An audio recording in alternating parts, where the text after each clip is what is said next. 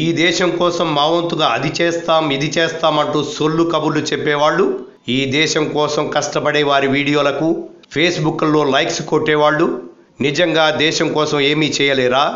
Cinema tickets కోసం లైన్లో నిల్చున్నప్పుడు, Tatkal tickets కోసం, ఆధార్ కార్డు కోసం, జియో సిమ్స్ కోసం పెద్ద పెద్ద క్యూలో నిల్చున్నప్పుడు లేని బాధ ఈ దేశం కోసం బ్యాంక్స్ దగ్గర నిల్చుంటే వచ్చిందా? ఒక్క వారం ఓపిక పడితే అన్నీ సెట్ అయిపోతాయి.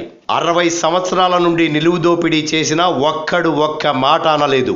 ఇప్పుడు ఒక నాయకుడు వచ్చి మన కోసం, మన పిల్లల భవిష్యత్తు కోసం అద్భుతమైన అడుగేస్తే తట్టుకోలేకపోతున్నారా? ఇంటికి కొత్త సున్నం వేయాలంటే పాత సున్నం గీకేయాల్సిందే. ఏం ఒక్క వారం ఆగలేరా? వైజాగ్లో తుఫాను వచ్చినప్పుడు, 1986లో వరదలు వచ్చినప్పుడు, తెలంగాణ సమైక్యాంధ్ర ఉద్యమం వచ్చినప్పుడు మనం కష్టాలు పడలేదా? అప్పుడు బ్యాంక్స్ క్లోజ్ అయితే, షాప్స్ క్లోజ్ అయితే మనం కష్టాలు తట్టుకోలేదా? చచ్చిపోయామా? మన దేశం బాగుపడాలి అని అనడమే కాదు, బాగు చేస్తున్నప్పుడు మన వంతు సహకారం కూడా అందించాలి. అర్థం చేసుకోండి, ఆచరించండి.